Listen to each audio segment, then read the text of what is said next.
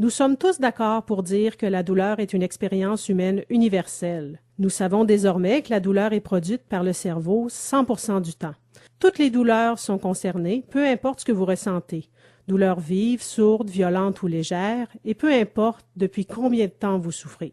Il se peut que vous ayez mal depuis quelques semaines ou quelques mois. C'est ce qu'on appelle la douleur aiguë et elle est assez fréquente quand les tissus sont endommagés, comme lors d'une blessure au dos ou d'une entorse à la cheville.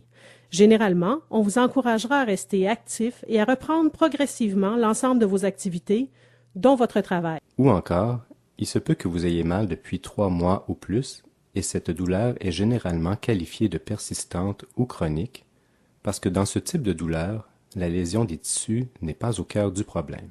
Ce qui est moins évident quand on vous affirme que vous avez une douleur chronique, c'est de savoir quelle est la meilleure attitude à adopter face à ce problème.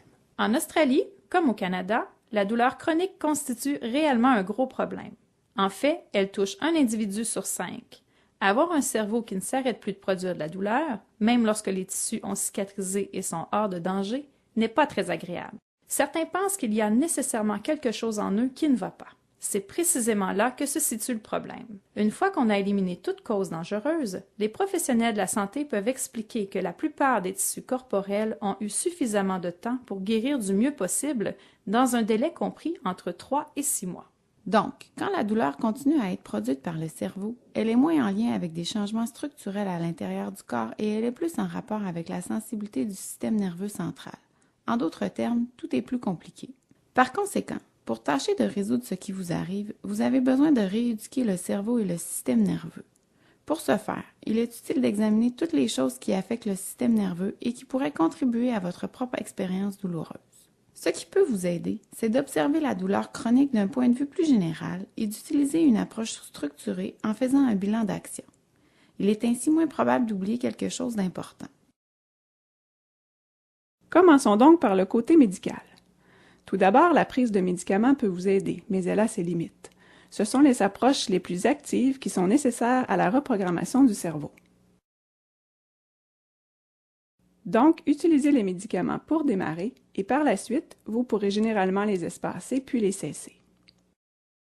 Certaines personnes pensent aussi que la chirurgie pourrait constituer la solution. Mais face à un problème aussi complexe que la douleur chronique, il se peut que la chirurgie soit inefficace. Donc, si vous songez à une opération, il est préférable de demander un second avis et de vous souvenir de prendre en considération tous les aspects du problème. Ensuite, il est utile de réfléchir à la façon dont vos pensées et vos émotions affectent votre système nerveux. La douleur bouleverse vraiment la vie quotidienne et peut avoir une grande influence sur l'humeur et le niveau de stress. Toutes les pensées et les croyances sont également des influx nerveux du cerveau, mais vous pouvez apprendre à réduire le stress et à ralentir l'activité du système nerveux. Ces aides conduisant à un certain bien-être émotionnel peuvent aussi réduire la douleur. Le troisième aspect à prendre en compte est le rôle de l'alimentation et de l'hygiène de vie. Aujourd'hui, il semble que notre mode de vie moderne puisse nous être préjudiciable. En fait, il se peut que ce que nous mangeons et la façon dont nous vivons contribuent à sensibiliser le système nerveux. Un bon point de départ est d'observer tous les facteurs comme le tabagisme, la nutrition, l'alcool et le niveau d'activité physique et de déterminer s'il n'existe pas une problématique. Ces informations peuvent faire partie intégrante de votre plan de bataille.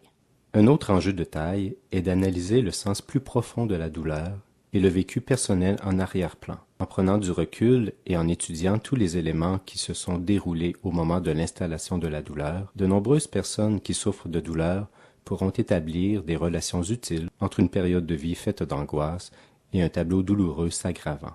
Pour beaucoup d'entre nous, identifier ces émotions les plus profondes peut constituer une partie du processus de guérison. Enfin viennent, et ce ne sont pas les points les moins importants, l'activité physique et les mouvements. Du point de vue du cerveau, le mieux est de vous remettre à bouger à un degré confortable, sans appréhension et sans que celui-ci ne vous protège avec de la douleur, et vous rétablirez progressivement la condition physique de vos tissus. En résumé, la douleur provient du cerveau et elle peut être reprogrammée. Quand on l'examine à l'échelle globale de l'individu en prenant le recul nécessaire, on a plus de facilité pour commencer à la traiter. Alors demandez de l'aide si vous en avez besoin, fixez-vous un objectif et mettez-vous en action.